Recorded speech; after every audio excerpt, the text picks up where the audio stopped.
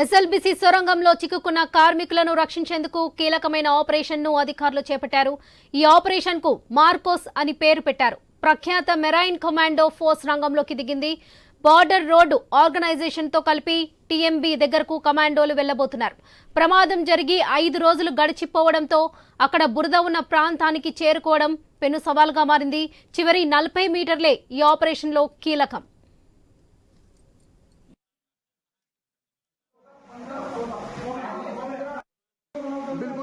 इतनी ऐसी जगह आ गई है कि बिल्कुल बहुत बड़ा रुकना 1 मिनट भारी पड़ रहा है। यहाँ पर बहुत बड़ा रिस्क। ये हमारे फिरोज कुरैशी रेड माइनर जो हमारी टीम लगी प्रयास कर रही है, जिद्दोजहद में लगी हुई है।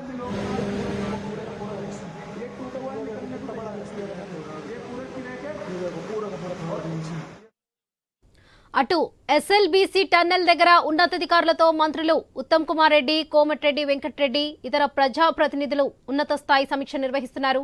వివిధ రంగాలకు చెందిన నిపుణులు కూడా టన్నెల్ దగ్గరకు చేరుకున్నారు. ఆపరేషన్ కీలక దశకు చేరుకోవడంతో పరిస్థితిని స్వయంగా సమీక్షిస్తున్నారు మంత్రులు.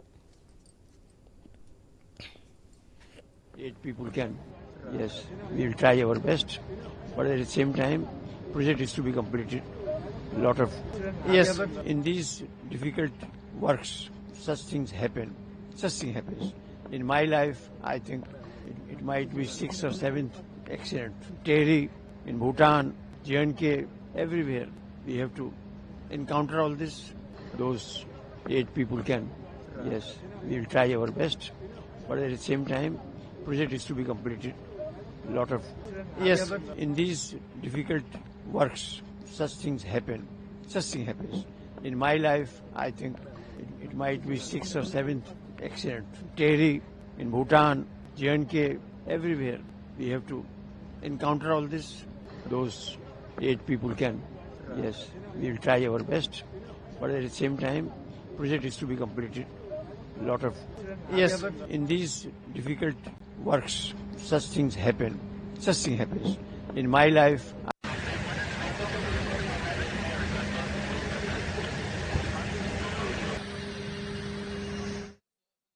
ఎస్ఎల్బీసీ సొరంగంలో చిక్కుకున్న కార్మికులను రక్షించేందుకు కీలకమైన ఆపరేషన్ను అధికారులు చేపట్టారు. ఈ ఆపరేషన్కు మార్కోస్ అని పేరు పెట్టారు. ప్రఖ్యాత మెరైన్ కమాండో ఫోర్స్ రంగంలోకి దిగింది. బార్డర్ రోడ్ ఆర్గనైజేషన్తో కలిపి టీఎంబీ దగ్గరకు కమాండోలు వెళ్లబోతున్నారు. ప్రమాదం జరిగి 5 రోజులు గడిచిపోవడంతో అక్కడ బురద ఉన్న ప్రాంతానికి చేరుకోవడం పెను సవాల్గా మారింది. చివరి 40 మీటర్లే ఈ ఆపరేషన్లో కీలకం.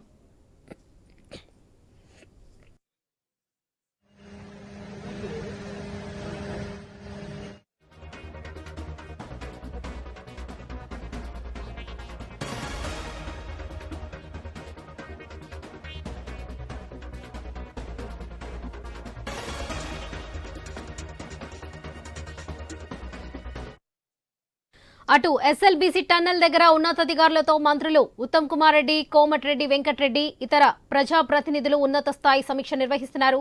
వివిధ రంగాలకు చెందిన నిపుణులు కూడా టన్నెల్ దగ్గరకు చేరుకున్నారు. ఆపరేషన్ కీలక దశకు చేరుకోవడంతో పరిస్థితిని స్వయంగా సమీక్షిస్తున్నారు మంత్రులు.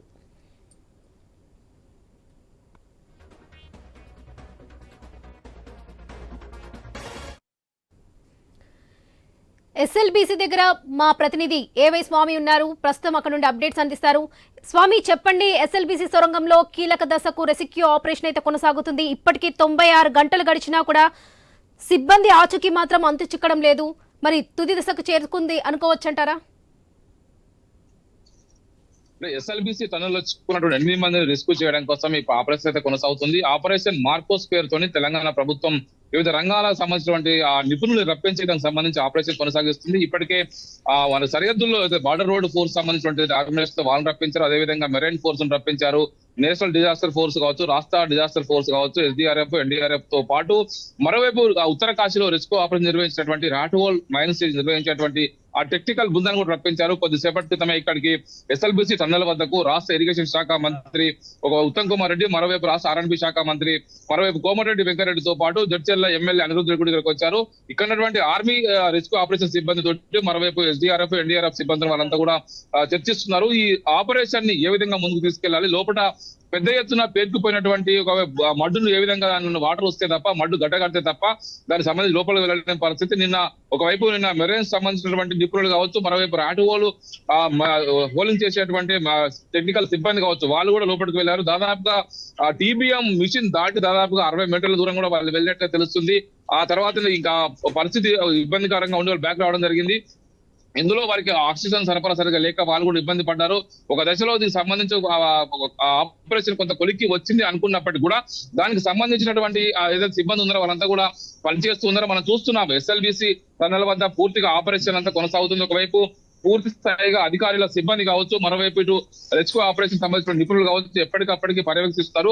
కొద్దిసేపటి క్రితమే జయప్రకాష్ అసోసియేషన్ చైర్మన్ కూడా ఇక్కడికి వచ్చి వెళ్ళిపోవడం జరిగింది. ఈ ఎస్ఎల్బిసి టన్నెల్ వద్ద ఎలిమినేటి మాధవరెడ్డి ప్రాజెక్ట్ టన్నెల్ ఏదైతే ప్రాజెక్టు పనులు నిర్వహిస్తున్న జేపీ అసోసియేషన్ కంపెనీ సంబంధించిన చైర్మన్ కూడా ఇక్కడికి వచ్చిపోయారు. మరోవైపు లోపలికి వెళ్ళడం కోసం ఏదైతే వ్యాగన్స్ ఉన్నాయో వ్యాగన్స్ వెళ్ళడం కోసం లోపల కొంత ఇబ్బందికర పరిస్థితి ఏర్పడింది. ఆ లోపటి నుంచి బయటికి తరలించేటువంటి కన్వేయర్ బెల్ట్ కూడా కొద్ది దూరం ధ్వంసమైనట్టుగా మనకు లోపటి నుంచి సమాచారం అందుతుంది. ఎప్పటికప్పుడు ఇక్కడ ఉన్నటువంటి అన్ని రకాల డిజాస్టర్ ఫోర్స్ నిపుణులంతా కూడా దానికి సంబంధించి లోపల అంచనా వేసే పరిస్థితులు ఉన్నారు. లోపల పేరుకుపోయినటువంటి మడ్డుకు సంబంధించి అది కొంత గట్టి పడితే తప్ప లోపలికి వెళ్ళలేదు, లేకపోతే అది పూర్తిగా అందులోకి వెళితే కూరుకుపోయే పరిస్థితి ఉన్నట్టుగా లోపలికి నిన్న వెళ్ళినటువంటి రాటువోల్ మైన్స్ సిబ్బంది అంతా కూడా తెలియజేశారు. వారు ఒక దశలో ఆక్సిజన్ అందక ఇబ్బంది పడ్డారు.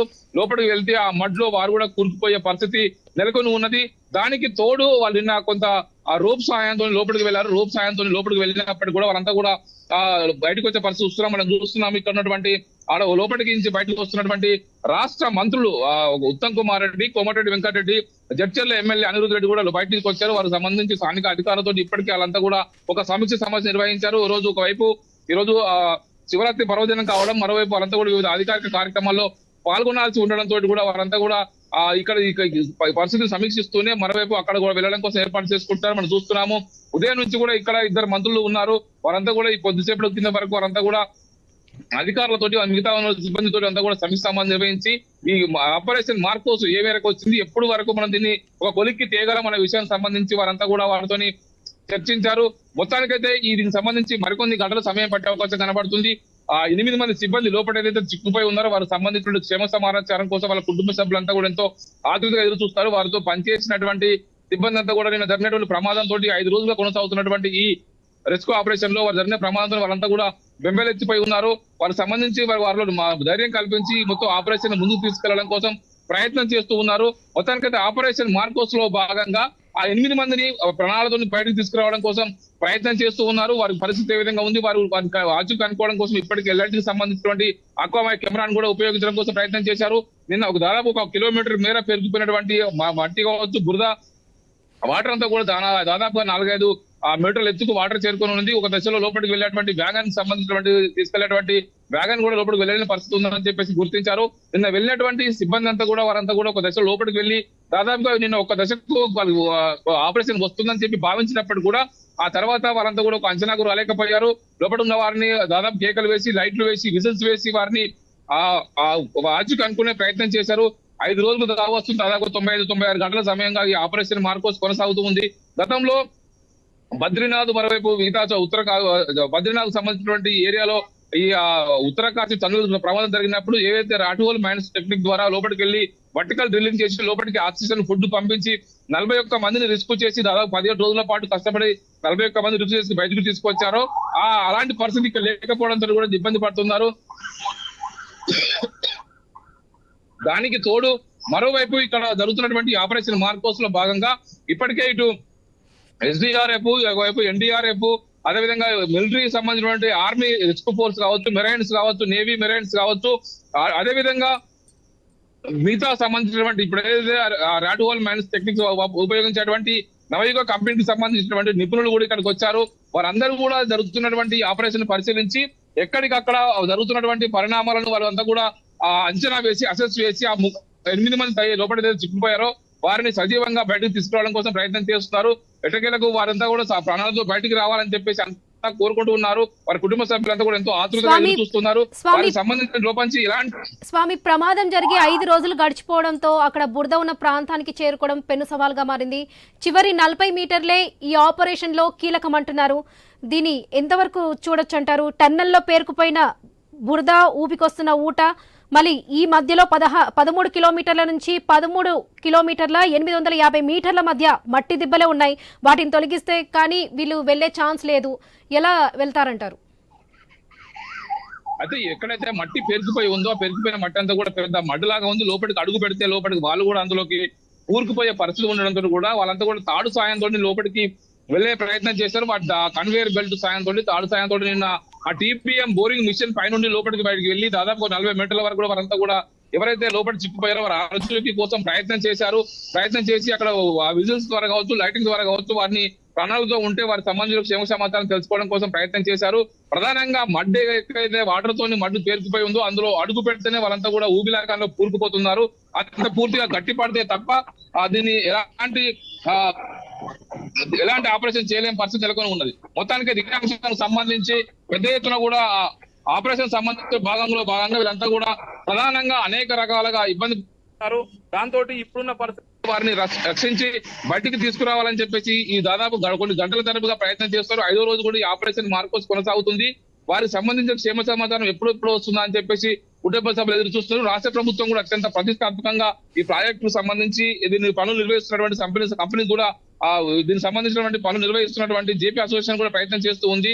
ఒకవైపు రాష్ట్ర ప్రభుత్వం దీనికి సంబంధించి ఒకవైపు నల్గొండ జిల్లాకు సాగునీరు అందించేటువంటి ఎస్ఎల్బిసి ప్రాజెక్టుకు సంబంధించి పనులు పూర్తయితే ఉపయోగపడుతుంది అనుకున్న తరుణంలో మరోసారి గత టీఆర్ఎస్ ప్రభుత్వంలో 10 ఏళ్ల కాలంలో టెక్నికల్ కారణాలతోటి 12 కిలోమీటర్ల దూరం టన్నెల్ ని మేము పనులు కొంతవరకు కొనసాగించాము. ఆ తర్వాత వాటర్ రావడం తోటి సీవేజ్ తోని దీన్ని ఆపేశామని చెప్పేసి కూడా నిన్న గతంలో ఇరిగేషన్ శాఖ మంత్రిగా పనిచేసినటువంటి హరీష్ రావు స్పష్టం చేశారు. మరోవైపు ఈ ప్రభుత్వం కాంగ్రెస్ ప్రభుత్వం వచ్చిన తర్వాత రేవంత్ రెడ్డి హయాంలో దీనికి సంబంధించి పనులు మరోమారు ముందుకు తీసుకెళ్తారు. జేపీ అసోసియేషన్ కంపెనీ పనులు కొనసాగిస్తుంది. కొత్త టీబీఎం మిషన్ తీసుకువచ్చి దాన్ని పునరుద్ధరించి పనులు కొనసాగిస్తూ ఉన్నారు. మొత్తానికి ఇది పూర్తయితే ఒకవైపు ఇటు నల్గొండ జిల్లాకు కావచ్చు, సాగునీరుకు ఇబ్బంది లేకుండా ముందుకు వెళ్తుంది. ఒకవైపు శ్రీశైలంలో డెడ్ స్టోరేజ్ నుంచి కూడా వాటర్ తీసుకునే వెసులుబాటు ఉన్నటువంటి ఈ ప్రాజెక్టుకు సంబంధించి దీన్ని త్వరగా కంప్లీట్ చేయాలని చెప్పేసి నల్గొండ జిల్లాకు చెందినటువంటి మంత్రులు ఉత్తమ్ కుమార్ రెడ్డి, ఒకవైపు కోమటిరెడ్డి వెంకటరెడ్డి పట్టుబట్టి ప్రభుత్వంతోని ప్రభుత్వంలో తాము ఉండి దీనికి సంబంధించి పనులు చేయించడం కోసం ప్రయత్నం చేస్తారు. అనుకోకుండా జరిగినటువంటి ప్రమాదంతో ఒకసారిగా లోపల 8 మంది ఇరుక్కుపోవడం, దాదాపుగా 100 మీటర్ల దూరం మడ్డు పేరుకుపోయి పనులు ఆటంకం కలగడం అనేది కూడా ఇప్పుడు కొంత ఇబ్బందికరంగా మారింది. ఆ మడ్డును పూర్తి చేస్తే తప్ప, మడ్డు గట్టిపడి లోపలికి వెళ్తే తప్ప లోపడున్న వారి పరిస్థితికి క్షమ సమాచారం ఏందని కూడా తెలుసుకోలేని పరిస్థితి నెలకొని ఉన్నది. ఇక్కడ స్వామి, రాట్ హోల్ మైనస్ అయితే టన్నెల్ కూలే ప్రమాదం ఉందని సెగ్మెంట్ బ్లాకులకు పగుళ్ళు, ఈ క్రాక్స్ అని గుర్తించి కూడా వాళ్ళు ఇప్పటికే హెచ్చరికలు జారీ చేశారు. ఈ నేపథ్యంలో ఈ ఆపరేషన్ మార్కోస్ అని ఒక టీం అయితే వెళ్ళబోతుంది లోపలికి. మరి ఇది చాలా డేంజరస్ అని అనుకోవచ్చు అంటారా? అంటే లోపల ఏదైతే మడ్డు పేరుకుపోయిందో లోపల వీళ్ళు పనిచేస్తున్న సమయంలోనే ఏదైతే ఆ టీబీఎం మిషన్ ని ఆపరేట్ చేస్తున్నటువంటి టెక్నికల్ సిబ్బంది అంతా కూడా ఆ ప్రమాదం జరిగిన సమయంలో ఒక్కసారిగా భూకంపం వచ్చినట్టుగా పెద్ద శబ్దం వచ్చింది. ఆ తర్వాత పైన ఉన్నటువంటి పగుళ్ళు ఏర్పడి పైనుంచి ఒక్కసారిగా కొలాప్స్ అయ్యి అంతా మడ్డు వాటర్ లోపలికి చేరుకున్నది అనేది కూడా వారు చెప్తున్నటువంటి విషయం. మనం చూస్తున్నటువంటి ఈ మొత్తం ఏరియా అంతా కూడా గత కొన్ని సంవత్సరాలుగా, దాదాపుగా 20 సంవత్సరాలుగా కొనసాగుతున్నటువంటి పనులకు సంబంధించి ఇంకా కొలికి రావట్లేదు. 43 కిలోమీటర్ల వ్యవధిలో ఉన్నటువంటి ఈ ఎస్ఎల్బిసి టన్నెల్ పనులకు సంబంధించి గత దశాబ్దాలుగా కొనసాగుతూ ఉంది. దాదాపుగా ఎన్టీఆర్ హయాంలో మొదలైనటువంటి పనులు ఇంకా కొనసాగుతున్నాయి. తర్వాత 2005లో వైఎస్ రాజశేఖర రెడ్డి ముఖ్యమంత్రి అయిన తర్వాత పనులు కొంత ఊపందుకున్నాయి. ఆ తర్వాత 2014లో ముఖ్యమంత్రి అయినటువంటి తెలంగాణ వచ్చిన తర్వాత ముఖ్యమంత్రి అయినటువంటి కేసీఆర్ కూడా ఈ పనులు కొంతవరకు చేయించగలిగారు. దాదాపుగా 12 కిలోమీటర్ల వరకు ఈ పనులు ఆ టీఆర్ఎస్ ప్రభుత్వ హయాంలో కొనసాగాయి.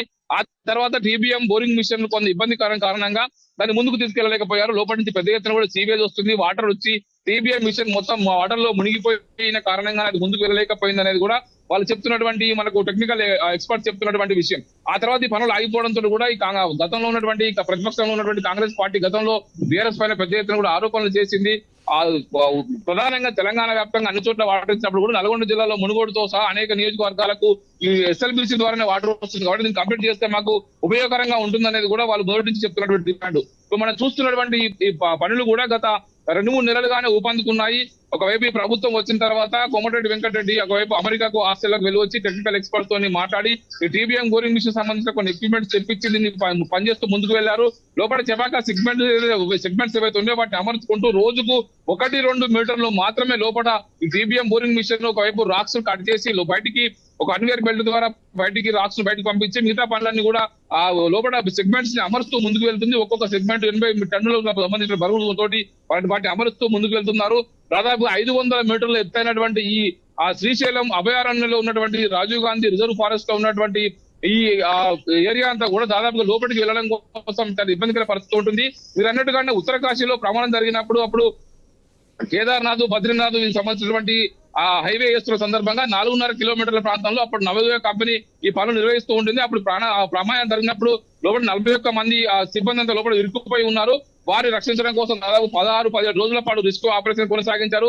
రాట్ హోల్ మైనింగ్ సిబ్బంది అంతా కూడా వారంతా కూడా లోపలికి ఒక హోల్ చేసి లోపలికి ఉన్నటువంటి సిబ్బందికి ఆక్సిజన్, ఆ విధంగా వాటర్, ఆహార పదార్థాలు పంపించి వారిని అంతకాలం సజీవంగా ఉంచగలిగారు. ఆ తర్వాత వారంతా కూడా హోల్ చేసి లోపలికి వెళ్లి ఆ 41 మందిని బయటికి విజయవంతంగా తీసుకురాగలిగారు. అలాంటి టెక్నికల్ ఎక్స్పర్ట్స్ ఇప్పుడు ఉన్నప్పటికీ కూడా వారిని బయటికి తీసుకొచ్చే అవకాశం లేకపోవడంతో ఇప్పుడు ఈ పరిస్థితి నెలకొని ఉన్నది. లోపలికి వెళ్ళేటువంటి ఎక్కడ కూడా అత్యంత ఎత్తైన శ్రీశైలం కొండల్లో అభయారణ్యంలో లోపలికి వెళ్లి వర్టికల్ డ్రిల్లింగ్ చేయలేరు.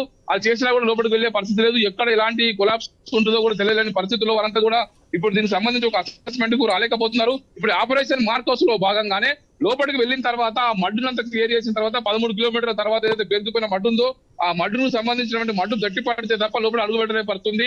ఇప్పటికే వెళ్ళినటువంటి ఆ ఎక్స్పర్ట్స్ అంతా కూడా ఒక తాడు సాయంతో కన్వేయర్ బెల్ట్ పక్క నుంచి లోపల TBM బోరింగ్ మిషన్ పై నుంచి లోపలికి వెళ్లి పరిస్థితిని అంచనా వేయగలిగారు. అక్కడ కూడా ఎవరు కూడా స్పందించకపోవడంతో కూడా వారు కూడా నిన్న నిరాశగా వెనుక తిరిగి బయటకు రావడం జరిగింది. మొత్తానికైతే ఈ ఆపరేషన్ మార్కోస్ లో ఆ లోపలికి వెళ్ళినటువంటి 8 మంది ఇంజనీర్లు కావచ్చు, మిగతా సిబ్బంది అంతా కూడా ప్రాణాలతో బయటకు రావాలని చెప్పేసి అంతా కోరుకుంటూ ఉన్నారు. వారికి సంబంధించిన విషయం అందరూ ప్రార్థనలు చేస్తూ ఉన్నారు. వారి కుటుంబ సభ్యులు ఒకవైపు వారంతా కూడా ఒకవైపు పంజాబ్, హర్యానా, ఛత్తీస్గఢ్, ఉత్తరాఖండ్ సంబంధించి చాలా మంది వివిధ ప్రాంతాలకు సంబంధించినటువంటి ఇదంతా లేబర్ కావచ్చు, ఇంజనీర్ల సైట్ లో పనిచేస్తూ ఉన్నారు. వారంతా కూడా జరుగుతున్నటువంటి ప్రమాదం పట్ల కూడా వారి కుటుంబ సభ్యులు ఆందోళన వ్యక్తం చేస్తారు.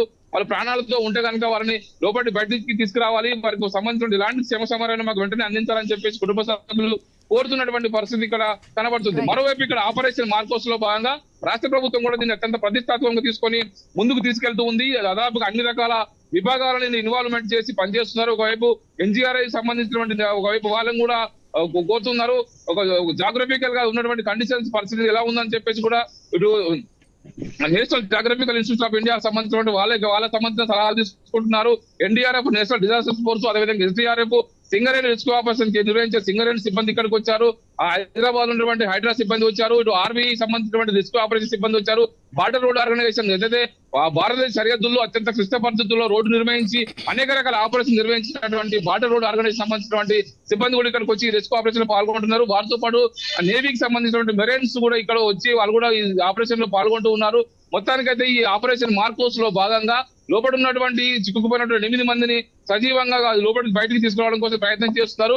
లోపల ఆక్సిజన్ కొరత కారణంగా వారి పరిస్థితి ఏ విధంగా ఉందనేది కూడా ఇప్పుడు కొంత ఆందోళనకరంగా ఉన్నది ఇక్కడ పరిస్థితి అని చెప్పుకోవచ్చు.